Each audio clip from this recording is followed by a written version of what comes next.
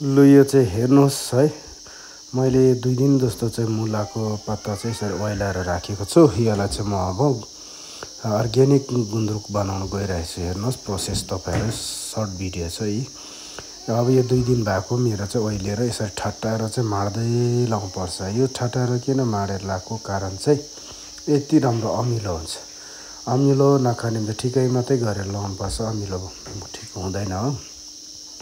यसलाई जति माडेर खाँदिएर लाउनुपर्छ मजाले है। अब यसलाई चाहिँ घाम त्यस्तो कडा छैन भने चाहिँ तपाईँको 15 दिन 15 डेज राख्नुहोस्। अब मेरो यो चाहिँ तपाईँको किनभने घाम कडा लाग्छ मेरो जग्गामा चाहिँ, हाम्रो जग्गामा चाहिँ, त्यो कारणले गर्दा चाहिँ तपाईँको चाहिँ यो चाहिँ मेरो चाहिँ 10 दिन मात्रै राख्छु हो। 10 दिन मात्रै राख्छु, अमिलो भइहाल्छ। त्यहाँबाट यसलाई फेरि तपाईँहरूले एउटा कुरा चाहिँ निकाल्नुभन्दा अगाडि चाहिँ 9 दिनतिर चाहिँ तातो पानी लाएर चाहिँ 1 दिन मजाले राखेर चाहिँ निकाल्नुपर्छ। धेरै अमिलो हुन्छ, अचम्म अमिलो हुन्छ है। अब यो चाहिँ म यत्तिकै 10 दिन राख्नेवाला छु। अगाडि चाहिँ पानी लाउनु हुँदैन, यसकै पानी निकाल्न लाउनुपर्छ। यी रेडी भएको मेरो चाहिँ रेडी भएर मैले चाहिँ पानी अगाडि लगाइसिदिएको छु है। अन्त मैले 9 दिन टक्कैमा चाहिँ तातो पानी लाएर 1 दिन राखेँ, 10 दिनमा म निकाल्दैछु। यति अमिलो भएको छ यो चाहिँ, खाउँ खाउँ लाग्दो है।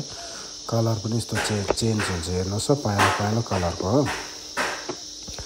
अन्त यसलाई चाहिँ सुकाउनुपर्छ, मजाले सुकाएर राख्नुपर्छ। विन्टरमा चाहिँ पिरो सुप बनाएर खानुपर्ने हुन्छ हो।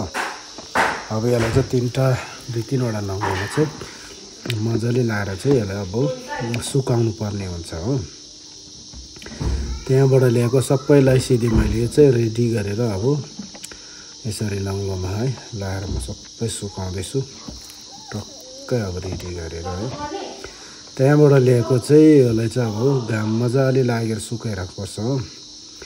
आम्मै सानो मिठो हुँदैन है। त्यहाँबाट चाहिँ टमेटो प्याज अनियन है, टमेटो अनियन त्यहाँबाट ल्याएको अदुवा टिमुरहरू पनि छ भने चाहिँ सँगै पिसेर खानु मजा आउँछ यसमा चाहिँ हो। मसिनो चप काट्नुपर्छ। अन्त मैले चाहिँ यसरी नङ्गलोमा लाएर सुकाएको छु, धेरै सुक्यो है। म यो खानु चाहिँ काँचोमै मजा आउँछ, तर अचार बनाएर खानु चाहिँ यसरी नभए भोलि पर्सि भिजाउनुपर्छ पानीमा भिजाएर चाहिँ है। यस्तो हो प्रोसेस गुन्द्रुकको साथीभाइ हो।